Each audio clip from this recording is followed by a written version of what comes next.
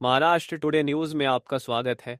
दिल्ली के पूर्व मुख्यमंत्री अरविंद केजरीवाल ने जंतर मंतर पर जनता की अदालत को संबोधित करते हुए राष्ट्रीय स्वयंसेवक संघ आरएसएस प्रमुख मोहन भागवत से 5 सवाल पूछे। केजरीवाल ने केंद्र सरकार और पीएम मोदी पर जमकर निशाना साधा। उनके सवालों का केंद्र सरकार की नीतियों और बीजेपी के कार्यों पर सवाल उठाना था। केजरीवाल के 5 मुख्य सवाल ये थे। पीएम मोदी द्वारा सीबीआई और ईडी का डर दिखाकर सरकारें गिराने पर क्या आरएसएस इससे सहमत है? बीजेपी में सबसे भ्रष्ट नेताओं को शामिल करने पर क्या जेपी नड्डा के बयान से आरएसएस की प्रतिक्रिया क्या थी? क्या वे दुखी हुए? 75 साल वाली आयु सीमा का नियम क्या मोदी जी?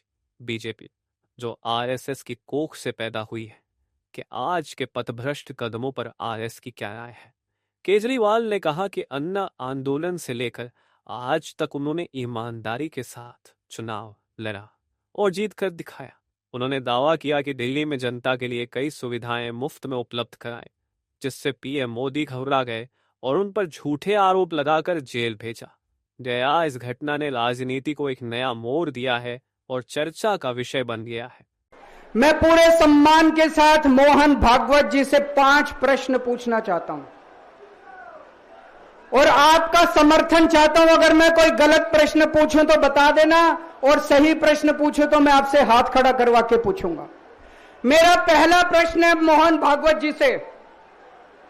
जिस तरह मोदी जी देश भर में लालच देके या ईडी और सीबीआई की धमकी देके डरा के दूसरी पार्टी के नेताओं को तोड़ रहे हैं, पार्टियां तोड़ रहे हैं, सरकारें गिरा रहे हैं, क्या यह देश के लिए सही है? मैं मोहन भागवत जी से पूछना चाहता हूं, क्या आप नहीं मानते कि यह भारतीय जनतंत्र के लिए हानिकारक है? पूछना चाहिए कि नहीं पूछना चाहिए मोहन भागवत जी से? मेरा दूसरा प्रश्न है उनसे। देश भर में सबसे भ्रष्टाचारी नेताओं को मोदी जी ने अपनी पार्टी में शामिल करवा लिया। जिन नेताओं को कुछ दिन पहले मोदी जी ने खुद सबसे भ्रष्टाचारी बोला, जिन नेताओं को अमित शाह जी ने खुद भ्रष्टाचारी बोला, कुछ दिन के बाद उनको बीजेपी में शामिल करा लिया। मैं मोहन भागवत जी से पूछना चाहता हूं, क्या इस प्रकार की राजनीति से आप सहमत हो? क्या आपने कभी ऐसी बीजेपी की कल्पना की थी? पूछना चाहिए कि नहीं पूछना चाहिए मोहन भागवत जी से? मेरा तीसरा प्रश्न है मोहन भागवत जी से।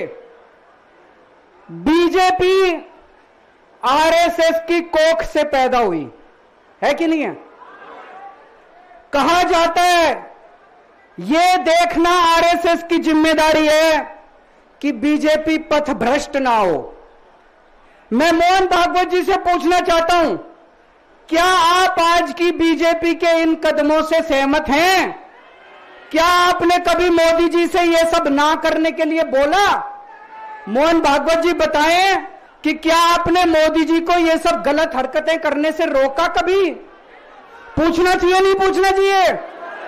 मेरा चौथा प्रश्न है मोहन भागवत जी से। जेपी नड्डा जी ने लोकसभा चुनाव के दौरान उन्होंने कहा कि बीजेपी को अब आरएसएस की जरूरत नहीं है। आरएसएस बीजेपी की मां समान है कि नहीं है?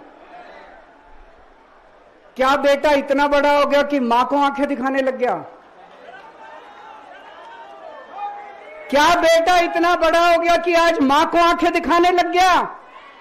जिस बेटे को पाल पोस के बड़ा किया, जिस बेटे को प्रधानमंत्री बनाया, आज वो बेटा पलट के मां को अपनी आंखें दिखा रहा है। मातृतुल्य संस्था आरएसएस, आज वो बेटा अपनी मातृतुल्य संस्था को आंखें दिखा रहा है। मैं मोहन भागवत जी से पूछना चाहता हूं, जब नड्डा जी ने यह कहा तो आपके दिल पे क्या गुजरी, आप जरा बताइए इस देश को। क्या आपको दुख नहीं हुआ? मैं आरएसएस के हर कार्यकर्ता से पूछना चाहता हूं, जब नड्डा जी ने कहा कि हमें आरएसएस की जरूरत नहीं है, क्या आरएसएस के हर कार्यकर्ता को दुख नहीं हुआ? मेरा 5वां प्रश्न मोहन भागवत जी से मैं कहना चाहता हूं, आप ही लोगों ने मिलकर कानून बनाया था कि 75 साल के होने पे कोई भी व्यक्ति रिटायर होगा। इस कानून के तहत आडवाणी जी को रिटायर कर दिया, मुरली मनोहर जी जैसे बड़े बड़े नेताओं को रिटायर कर दिया, बीसी खंडूरी जी को रिटायर कर दिया, कलराज मिश्र को रिटायर कर दिया, शांता कुमार को और पता नहीं कितने लोगों को रिटायर कर दिया। अब अमित शाह जी कह रहे हैं कि यह नियम मोदी जी पे लागू नहीं होगा। तो मैं मोहन भागवत जी से पूछना चाहता हूं, क्या आप इससे सहमत हो कि जो नियम आडवाणी जी पे लागू हुआ वो मोदी जी पे लागू नहीं होना चाहिए? आप ये पूछना चाहते हैं कि नहीं पूछना चाहते? पूरा देश आज मोहन भागवत जी से ये प्रश्न पूछना चाहता है।